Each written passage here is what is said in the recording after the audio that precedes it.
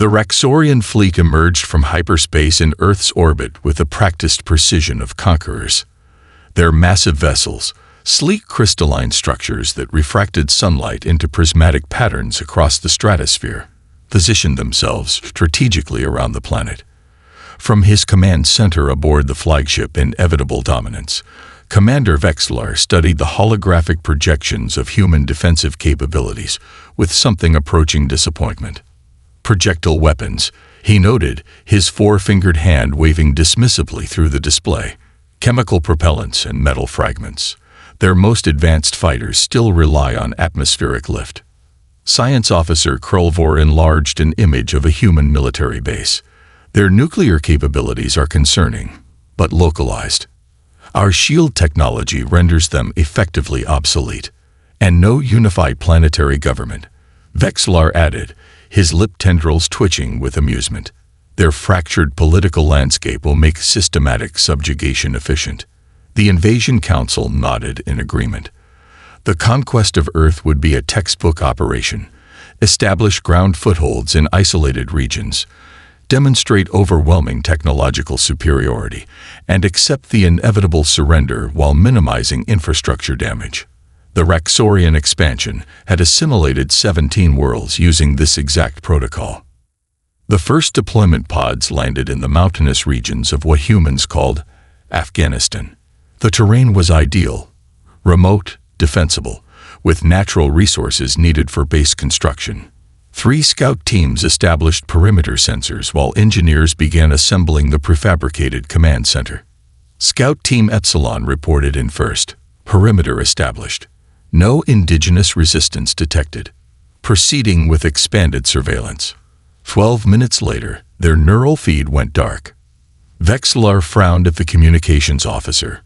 Equipment malfunction. Negative. Commander. Team Epsilon's vital signs terminated simultaneously. Before Vexlar could process this information, Scout Team Gamma's feed showed a brief moment of confusion. Their team leader looking down at his chest, where a small hole had appeared. Then nothing. No explosion. No energy signature. Just sudden, absolute termination. Impossible, Science Officer Krulvor whispered. Our detection systems would have identified any approach. Scout Team Delta, ordered to investigate, moved cautiously through the rocky terrain. Their helmet cameras transmitted real-time feeds to the orbiting command ship. The bodies of their comrades lay undisturbed, each with a single, precise wound through their primary neural cluster. No indigenous life forms detected within 5 kilometers. Delta's leader reported, his voice betraying uncharacteristic unease. The sound barely registered on the audio feed, softer than a whisper. Delta's leader suddenly jerked backward, a small hole appearing in his faceplate. The rest of the team scattered, seeking cover behind rocks and scanning frantically for threats. One by one, with inexplicable precision, they fell. The last member of Delta managed to activate his optical enhancement, zooming toward a distant ridgeline nearly 2 kilometers away. For just a moment, the feed captured a glimpse, a human figure in mottled clothing that blended perfectly with the landscape, holding what appeared to be a primitive mechanical device. Then the feed went dark. In his command center, Vexlar stared at the blank screens, his confidence evaporating. 27 elite Raxorian soldiers, each equipped with advanced armor, neural-linked threat detection, and battlefield awareness enhancements, eliminated without firing a single shot in defense. Assessment, he demanded. Krulvor replayed the final image, enhancing the blurry figure on the ridge. Human fighters, Commander. Using projectile weapons. Impossible. The effective range of human weapons is well documented. Evidence suggests otherwise, Krulvor said quietly. These humans are killing our soldiers from distances our sensors cannot even detect. On a windswept ridge, Master Sergeant Jack Reynolds carefully packed his M24 sniper rifle. His spotter, Lieutenant Marcus Walsh, made final notations in a small waterproof notebook. 27 confirmed, Walsh whispered. No survivors. Reynolds nodded, his weathered face impassive. Call it in. Then we move. The real hunting begins tomorrow. Master Sergeant Jack Reynolds lay perfectly still, his body pressed against the cold mountain stone, as if he were part of the landscape itself. The morning sun crept over the distant peaks, but the shadow of his hide, a carefully constructed blind of local vegetation and stone, kept him concealed from both thermal imaging and visual detection. 1,642 meters away, the Rexorians had established their forward command post. Through his scope, Reynolds could see them moving with increasing caution, their elongated heads swiveling nervously as they scanned the horizon. "Target priority has shifted," Lieutenant Walsh whispered, his voice barely audible even inches from Reynolds' ear. "Their science division is taking point now. Looks like they're trying to figure us out." Reynolds adjusted his scope minutely, his weathered hand steady as stone. Winds picking up from the east, 3 miles per hour, gusting to 5. Walsh made a note in his small, waterproof tactical book. Temperature dropping. Density shift of 0.003. Adjustment recommended. Reynolds processed the variables instinctively. Temperature change meant air density change. Air density affected bullet drop. The minute adjustment he made to his scope was the product of calculations no computer could match. The integration of experience, instinct, and a lifetime of understanding how objects move through space. Through his scope, he focused on a Rexorian wearing elaborate insignia, clearly a scientist or specialist. The alien was examining the body of one of yesterday's casualties, its long fingers probing the neat entry wound with evident fascination. Reynolds inhaled slowly, then stopped breathing entirely. His heartbeat, already naturally slow, decreased further through practiced control. Between beats, he squeezed the trigger. The modified M24 made a sound no louder than a suppressed cough. 1 mile away, the Rexorian scientist's head snapped backward, a small hole appearing directly between its large, multifaceted eyes. "Confirmed," Walsh murmured, watching through his spotting scope. "That's their chief science officer down." The aliens scattered, dropping into defensive postures and firing their energy weapons randomly at the surrounding mountains. Superheated plasma scorched rock and vegetation hundreds of meters from Reynolds' position. "They're shooting blind," Walsh observed with quiet satisfaction. "Their sensors can't distinguish our position from background radiation." Reynolds loaded another hand-pressed cartridge. His ammunition was as specialized as his skill. Subsonic rounds with polymer composite cores, designed to minimize acoustic signature while maintaining ballistic integrity. The brass casings were collected rather than ejected, leaving no evidence behind. "They're bringing in some kind of scanning equipment," Walsh noted, focusing his scope on a hovering platform being unloaded from a transport craft. "Looks like they're getting serious about finding us." Reynolds shifted his position fractionally, acquiring the Rexorian technician operating the scanner. Another controlled breath, another pause between heartbeats, another whispered shot. The technician collapsed, and the scanning platform crashed to the ground. Back at the temporary base camp 5 miles away, Colonel Sarah Harrison studied the intelligence reports from similar engagements worldwide. The pattern was consistent. Small teams of human snipers were devastating alien forces across every continent. A resistance fighter from the Siberian front had taken out an entire alien patrol using the century-old Mosin-Nagant rifle. Australian Aborigines were employing hunting techniques that made them virtually undetectable to alien sensors. "They evolved as pursuit predators," explained Dr. James Winters, the anthropologist attached to Harrison's command. "For 200,000 years, humans have been calculating projectile trajectories. It's wired into our brains in ways the aliens can't comprehend." Harrison nodded, studying the map of confirmed kills. "And now they're learning that technology isn't everything." Back on the mountainside, as dusk approached, Reynolds and Walsh carefully dismantled their hide, erasing all evidence of their presence. 14 confirmed today, Walsh noted quietly. Reynolds nodded, shouldering his rifle. "Tomorrow we move to the eastern ridge. They'll adapt eventually." "Will they?" Walsh questioned, his voice barely audible above the mountain wind. Reynolds' weathered face showed the ghost of a smile. They might adapt to how we fight today, but they've got no idea what we'll come up with tomorrow. Lieutenant Commander Thelsora hunched over the holographic display, her elongated fingers manipulating the three-dimensional footage captured by a high-altitude surveillance drone. Her fellow scientists aboard the Raxorian command vessel watched in uncharacteristic silence as she isolated and enhanced a sequence showing the human sniper team in operation. "Observe," she said, her voice carrying the distinctive musical lilt of the Raxorian scientific cast. The primary shooter makes no reference to computational devices. No neural interface activation is detected.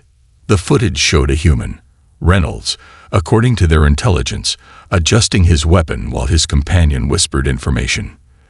The alien scientists watched as Reynolds made minute adjustments to his scope, then fired with devastating accuracy at a Raxorian officer 1.8 kilometers away.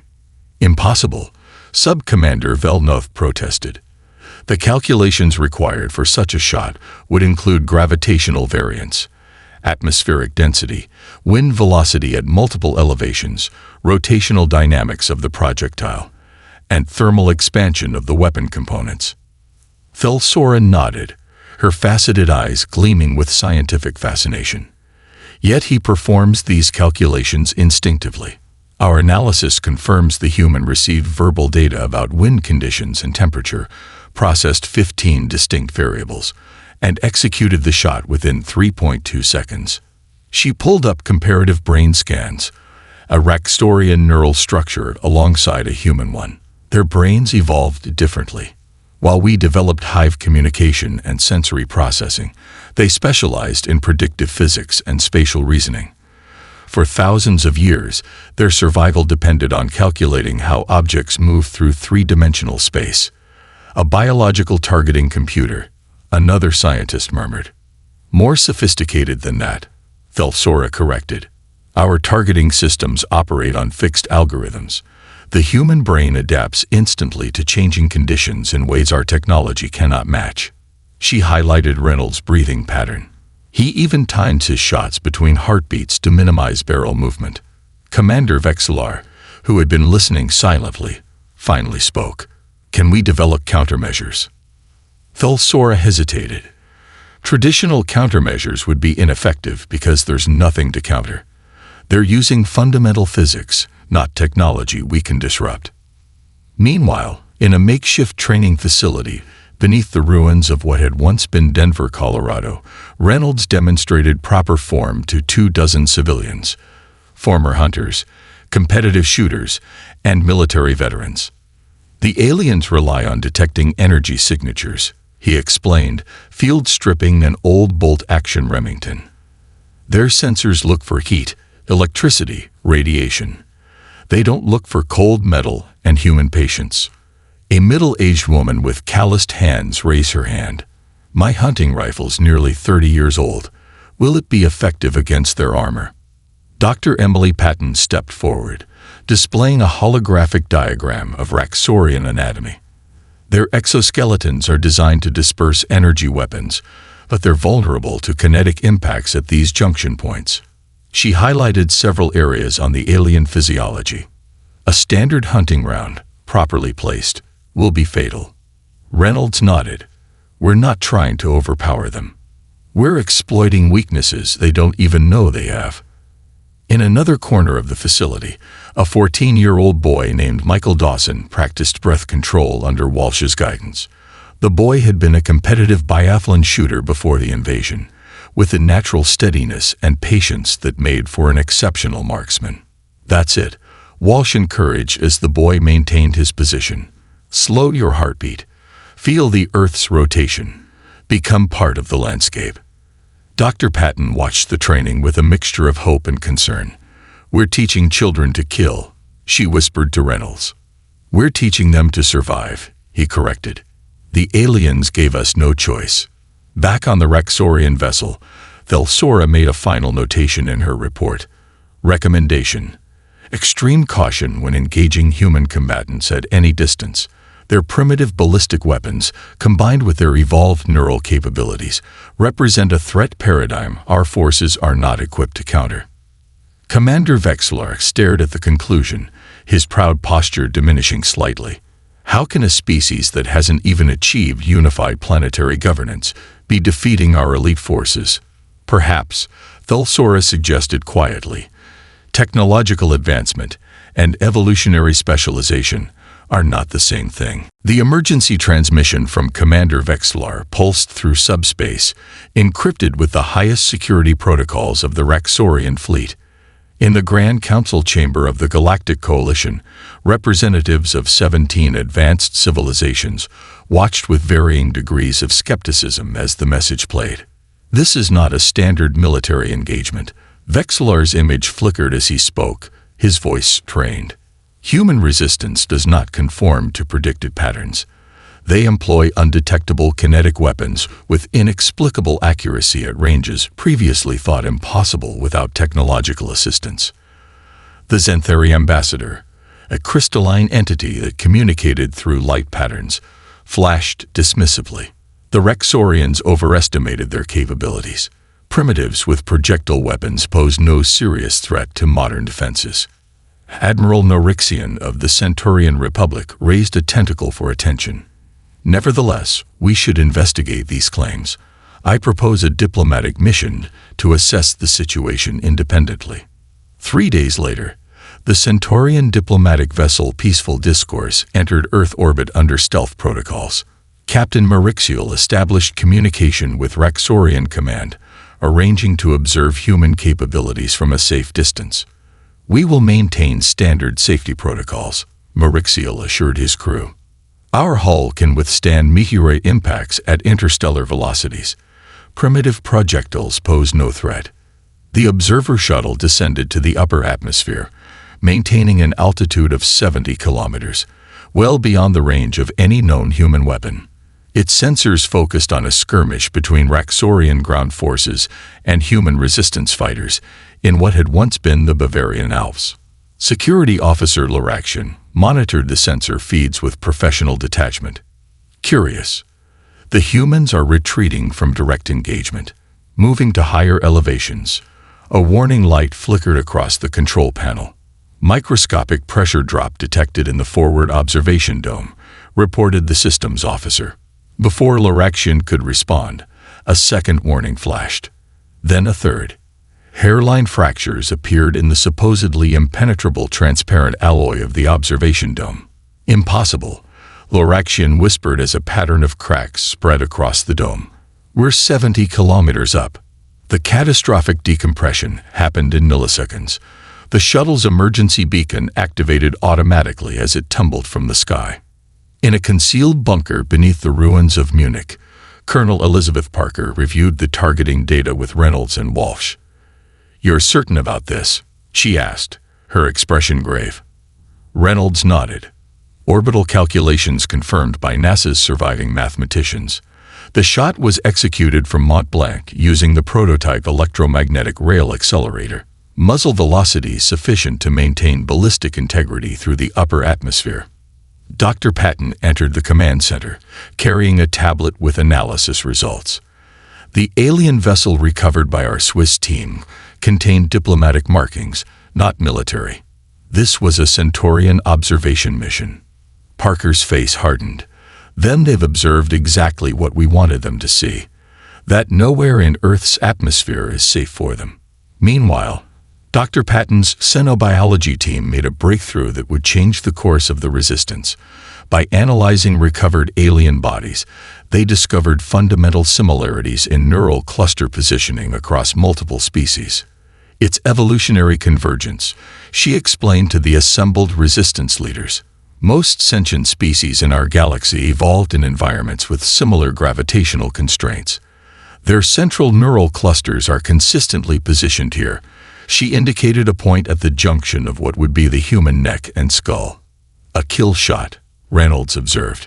For nearly every known alien species, Patton confirmed. One target point, effective across multiple physiologies. Using secured channels, Resistance forces worldwide received updated anatomical targets for different alien species. Hunters in Siberia, marksmen in Kenya, military snipers in Canada, all now possessed knowledge of exactly where to place their shots for maximum effectiveness. In orbit, the surviving Centaurian diplomatic staff transmitted emergency findings to the coalition. Their message was brief but sent shockwaves through galactic leadership. Human weapons technology more advanced than reported. Surface-to-orbit ballistic capabilities confirmed. Recommend immediate caution and reassessment of threat level. The coalition dismissed these warnings as exaggerations until sensor stations recorded the destruction of 3 more observation vessels in the following week, each one destroyed by nothing more sophisticated than precisely calculated kinetic impacts. Whispers of metal traveling through the void with deadly purpose. The Raxorian fleet retreated to higher orbit, positioning their vessels beyond Earth's exosphere. Commander Vexlar stood before his tactical display, a mixture of relief and lingering unease in his posture. "We've established a secure perimeter," his tactical officer reported. "Minimum altitude, 1,000 kilometers. No human weapon can reach us here." Vexlar studied Earth's blue curve below. "Reconfigure for orbital bombardment protocols. If we cannot secure ground positions, we'll conduct operations from a safe distance." In the underground command center beneath what remained of Houston Space Center, Colonel Diana Freeman examined the holographic projection of Earth's orbital space. The former NASA engineer pointed to the cluster of alien vessels. "They believe they're beyond our reach," she said, her voice calm despite the tension in the room. "That's exactly what we need them to think." Reynolds studied the display, his sniper's eyes noting the patterns in the alien fleet movements. "You have something in mind." Freeman nodded, bringing up a secondary display showing Earth's satellite network. "Before communications went down, we managed to secure control of 53 low-orbit satellites. Most are weather monitoring platforms, civilian telecommunications, or defunct scientific equipment. Not weapons," Walsh observed. "Everything is a weapon at the right velocity," Freeman countered.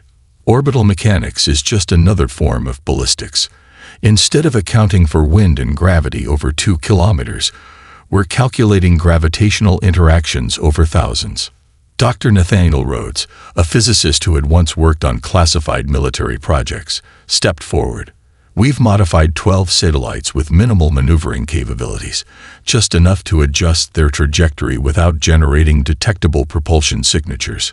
Cold launches, Reynolds understood immediately. "They'll never see them coming." Freeman nodded. "The math is complex, but not impossible. Our targeting team has been calculating optimal intercept trajectories for 3 days." The first strike occurred 18 hours later. Weather satellite HSC 117, a seemingly defunct platform, made a barely perceptible course adjustment using compressed gas microthrusters.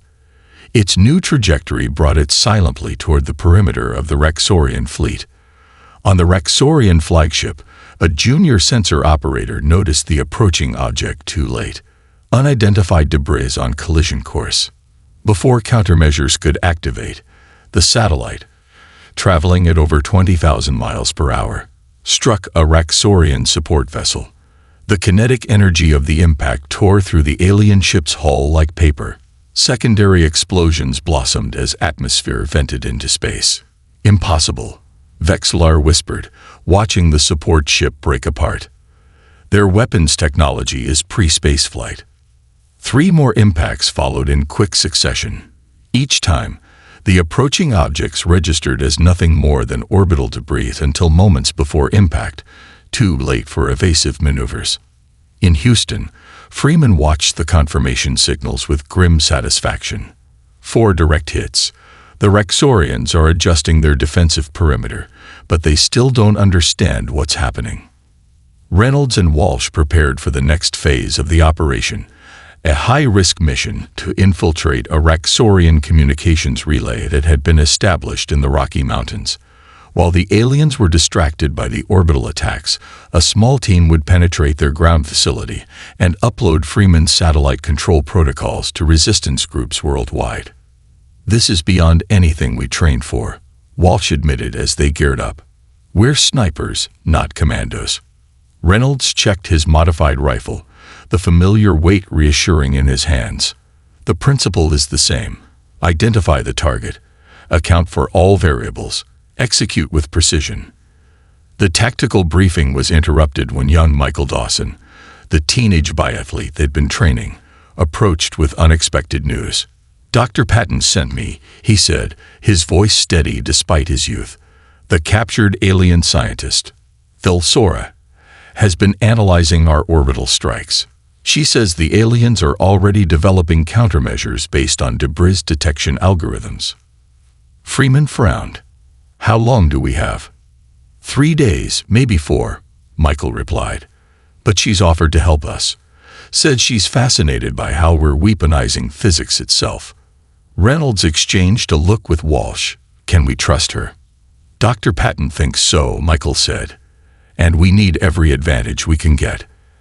As the Resistance prepared for their next move, the remnants of the Raxorian fleet regrouped, their confidence in technological superiority shaken to its core. For the first time in their long history of conquest, they faced an enemy who turned the fundamental laws of physics against them, an enemy whose ancient hunting instincts had evolved into something far more dangerous than advanced technology. Lieutenant Commander Thelsora stood before the Coalition Security Council, her slender frame dwarfed by the massive holographic chamber. Representatives from 17 spacefaring civilizations watched with varying degrees of skepticism and alarm as she loaded her presentation data.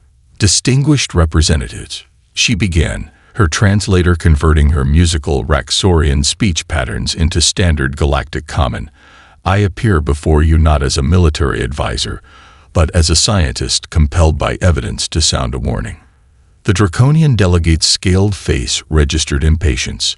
The humans are primitives with projectile weapons. The Raxorian failure is a tactical embarrassment, not a strategic concern. Thelsora activated her first holographic display, a timeline of human warfare spanning 20,000 years. I believed as you do, until I studied their history. What you see as primitive, I recognize as something far more concerning: evolutionary specialization. The display shifted to show ancient human hunters with spear throwers, then archers, then early firearms, and finally modern sniper teams. While our civilizations developed energy manipulation, humans spent millennia perfecting the art of killing from beyond their enemy's reach. She brought up comparative footage.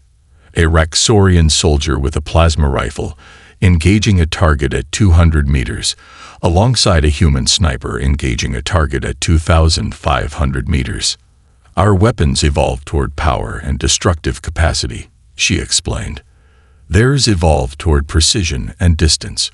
We developed technology to make killing easier. They developed skills to make it an art form. In the Security Council, murmurs of disbelief circulated. The Mentalix representative, a silicon-based consciousness housed in a mechanical body, spoke. Specialist Thelsora, you overstate the threat. Even their best marksmen cannot compete with targeting computers. I believe that as well, Thelsora acknowledged, until I witnessed this. She played enhanced footage from a mountain engagement during a violent blizzard. Through swirling snow, the thermal signature of a Raxorian patrol was barely visible.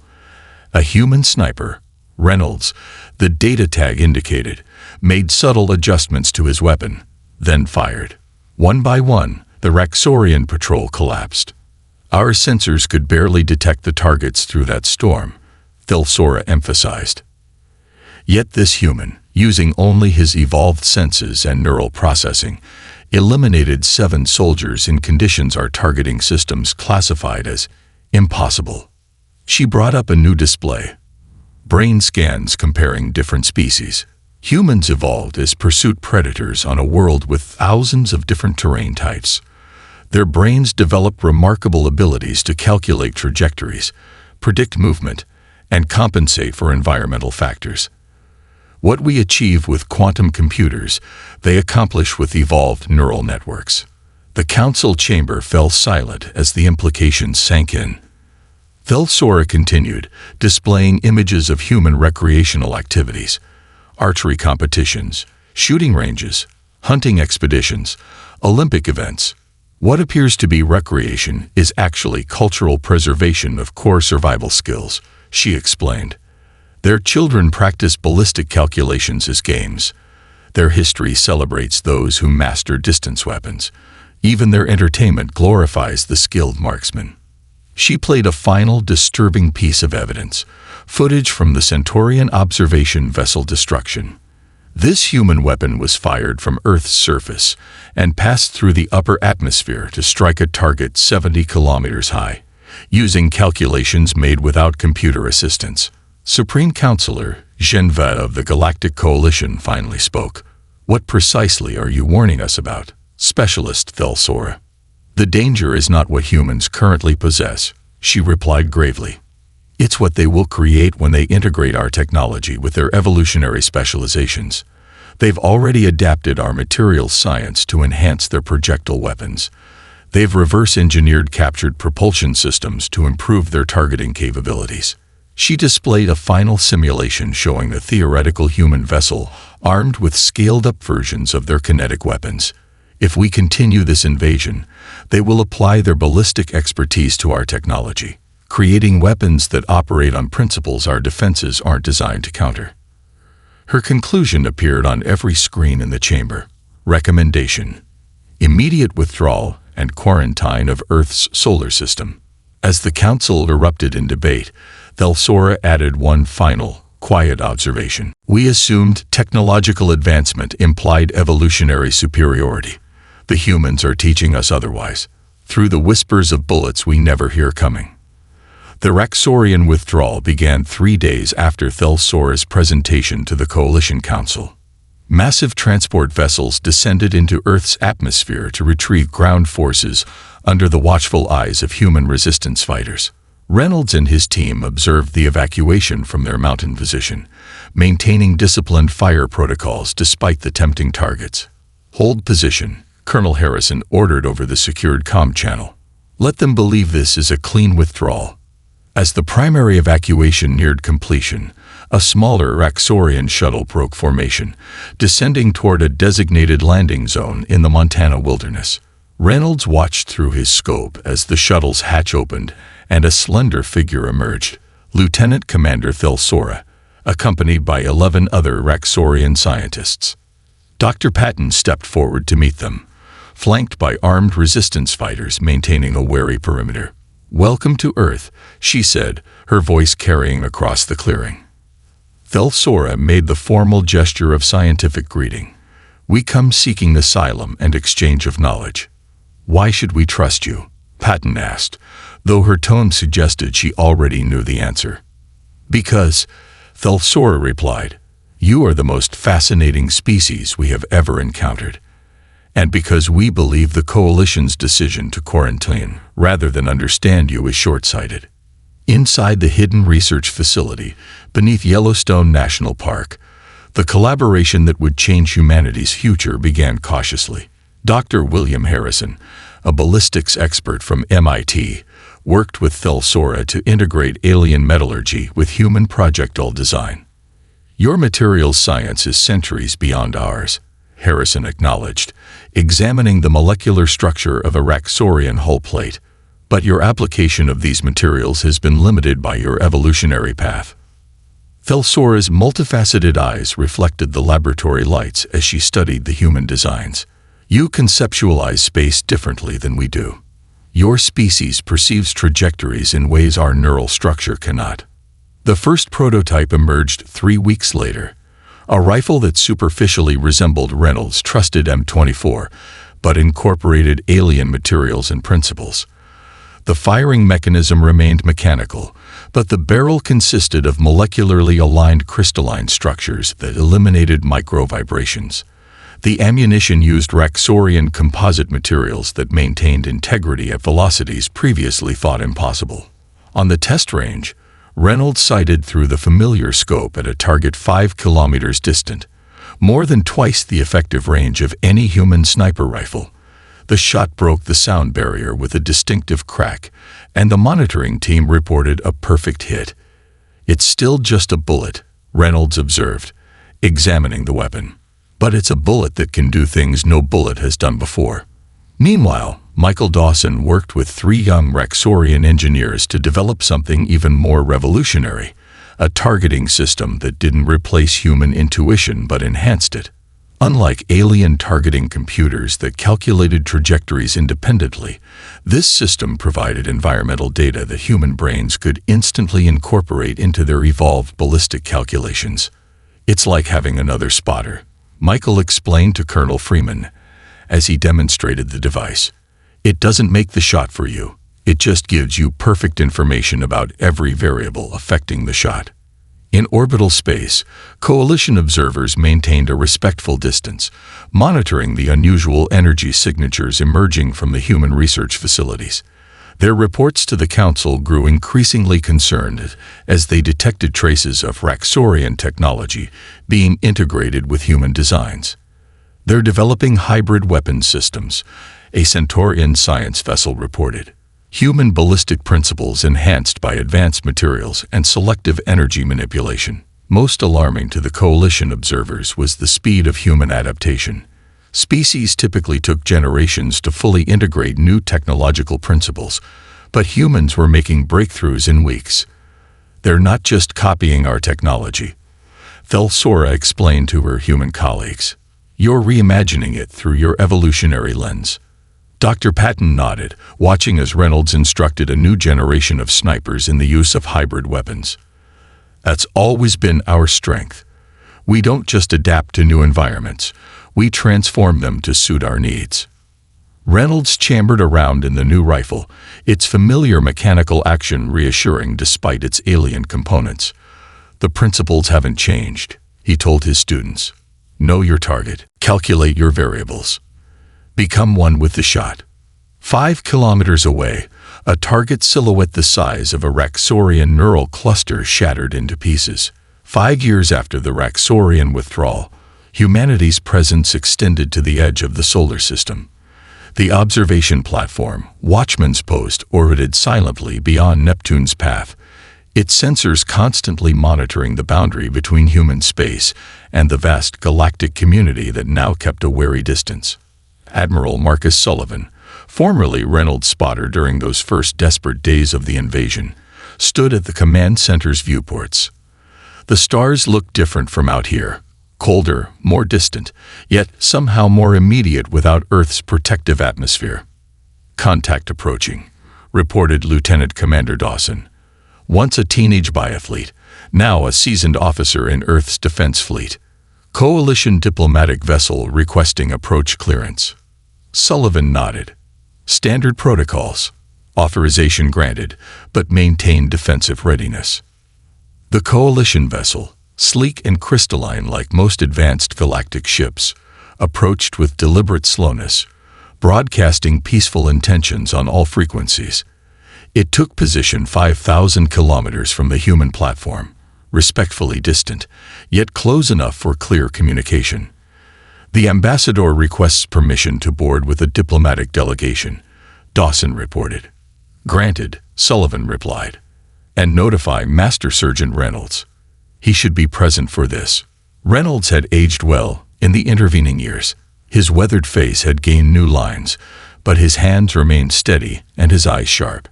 Now serving as chief instructor at the Interstellar Tactical Academy, he trained a new generation in the principles that had saved humanity during the invasion. The Coalition delegation entered the observation deck with careful, measured movements. The ambassador, a tall, willowy being with iridescent skin, was accompanied by representatives from 7 major galactic civilizations, including a Raxorian military observer. Admiral Sullivan, the ambassador began, her translator converting her harmonic speech into English. "The Coalition extends formal greetings to Earth and its defense forces." Sullivan nodded. "Welcome to human space, Ambassador. We're honored by your presence." The diplomatic niceties continued, but Reynolds noticed the delegation's attention repeatedly drawn to the weapon at his side. a sidearm that resembled a traditional human revolver, but incorporated materials and principles no Earth gunsmith could have created before the invasion. Finally, the ambassador addressed the unspoken question. Admiral Sullivan, in 5 years of observation, we've noted something curious about human defensive technology. Despite access to energy weapon principles, you continue to primarily utilize kinetic systems. Sullivan smiled. We use what works best for us, Ambassador. But why? Pressed the Raxorian observer. Energy weapons are demonstrably more powerful. Reynolds stepped forward, removing his sidearm with slow, deliberate movements to avoid alarming the delegation. With respect, power has never been the point. He field-stripped the weapon with practiced ease, revealing components that merged human mechanical precision with alien material science. The firing mechanism remained recognizably similar to firearms centuries old, but the barrel contained quantum-aligned crystalline structures, and the ammunition utilized principles of matter phase shifting. We never needed technology to make the shot possible, Reynolds explained, reassembling the weapon. We only needed it to make the shot better. Sullivan guided the conversation to the formal business of establishing diplomatic protocols, but the delegation's attention remained fixed on Reynolds' simple demonstration. They had expected to find humans wielding stolen alien technology. Instead, they found a species that had taken alien principles and integrated them with ancient human expertise, creating something entirely new. Later, as the coalition vessel departed, Dr. Patton joined Sullivan and Reynolds on the observation deck. The three veterans of Earth's darkest days watched the alien ship vanish into faster-than-light travel. The non-aggression pact is signed, Sullivan noted. They've formally recognized our territorial sovereignty. They're still afraid of us, Patton observed. Reynolds nodded. With good reason. They assumed technological advancement was the only path to power. We showed them there are other ways. In the Academy training facility aboard the station, a new class of cadets, humans and a few alien students, children of the scientists who had defected, practiced the fundamentals of ballistic calculations without computers. A young woman adjusted her rifle, compensating for the station's artificial gravity and rotation. Remember, the instructor told them, echoing Reynolds' teachings, the most advanced targeting system in the known universe is still right here. He tapped his temple. Technology changes. Physics doesn't. Neither does the human ability to master it. At the edge of human space, Earth's defenders maintained their watch. Their weapons appeared simple to galactic observers, ancient percussion principles refined rather than replaced. Yet the coalition maintained a generous buffer zone around human territory, respecting a species that had proven that sometimes the oldest ways of war are the most difficult to defend against.